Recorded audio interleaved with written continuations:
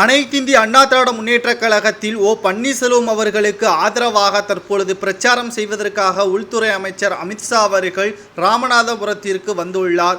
ஒட்டுமொத்தமாக அதிமுகவை மீட்டெடுக்க வேண்டிதான் தற்பொழுது ஓபிஎஸ் அவர்கள் ராமநாதபுரம் மக்களை நம்பி தொகுதியில் போட்டியிடுகிறார். நீங்கள் வெல்ல வைப்பது ஓபிஎஸ்ஐ கிடையாது, முன்னாள் மறைந்த முதல்வர் புரட்சித் தலைவி ஜெயலலிதா அவர்களை என்றும் மத்திய அமைச்சர் கூறியுள்ளார். பிரச்சாரத்திற்கு வந்த மத்திய அமைச்சர் தற்பொழுது ஓபிஎஸ் அவர்கள் வெற்றியடைய வேண்டும், மற்ற தொகுதிகளை விட அதிக வாக்கு வித்தியாசத்தில் ஓபிஎஸ் அவர்கள் வெற்றியடைந்தால் மட்டும்தான் அதிமுகவை மீட்டெடுக்க முடியும், எடப்பாடி பழனிசாமி என்ற துரோகியை விரட்டியடிக்க முடியும் என்றும் அவர் கூறியுள்ளார். மேலும் ராமநாதபுரத்தில் பெரும் படையுடன் ஓபிஎஸ் அவர்கள் பிரச்சாரமும் மேற்கொண்டு வருகிறார். யாருக்கும் இல்லாத ஆதரவு இந்த முறை ஓபிஎஸ் அவர்களுக்கு இருக்கிறது. இதில் பல சதி திட்டங்கள் எடப்பாடி பழனிசாமி அவர்கள் போட்டாலும் ஓபிஎஸ் என்ற பெயரில் 5 நபர்கள் போலியாக வேட்புமனு தாக்கல் செய்து அவர்களுக்கு சின்னம் ஒதுக்கப்பட்டாலும் நிச்சயமாக அதை அனைத்தையும் முறையடித்து ஓபிஎஸ் அவர்கள் வெற்றியடைவார் என்றும் பன்னீர்செல்வத்தின் ஆதரவாளராக இருக்கக்கூடிய வைத்திலிங்கம் மனோஜ் பாண்டியன் அவர்கள் கூறியுள்ளார்.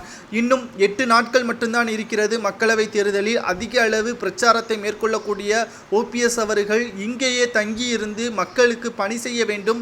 கிட்டத்தட்ட 5 முறை மக்களவைத் தேர்தலுக்கு முன்பாக ஓபிஎஸ் அவர்கள் போட்டியிட்ட சட்டமன்ற தேர்தல்களில் தேனியில் அதிக அளவு வாக்கு வித்தியாசத்தில் வெற்றியடைந்தார். வெற்றியடையும் போதெல்லாம் அவர் சொன்ன வாக்குறுதிகள் அனைத்தையும் நிறைவேற்றியுள்ளார். தற்பொழுது ராமநாதபுரம் வறண்ட தொகுதியாக இருக்கிறது. அதை வளர்ச்சி தொகுதியாகவும் தமிழகத்தில் முன்மாதிரியான தொகுதியாகவும் வர வைக்க வேண்டும் என்றால் அது பன்னீர்செல்வம் அவர்களால் மட்டும்தான் முடியும்.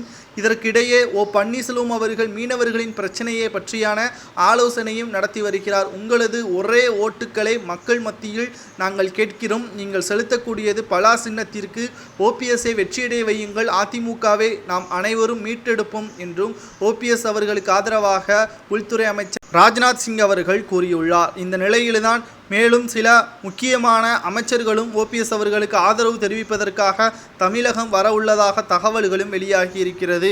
ஓபிஎஸ் அவர்கள் வெற்றியடைய வேண்டும் என்பதற்காக பலரும் பிரச்சாரம் நடத்தி வருகிறார்கள்.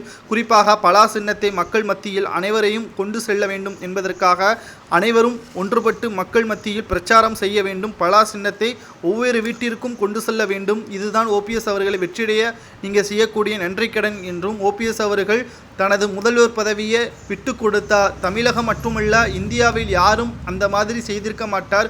ஓபிஎஸ் அவர்கள் சசிகலா சொன்ன ஒரே காரணத்திற்காக விட்டு கொடுத்தார். ஆனால் கடைசியில் துரோகிகளிடம் அதிமுக சென்றுவிட்டது. இது புரட்சித் தலைவி ஜெயலலிதா அவர்களுக்கு அவமானம்.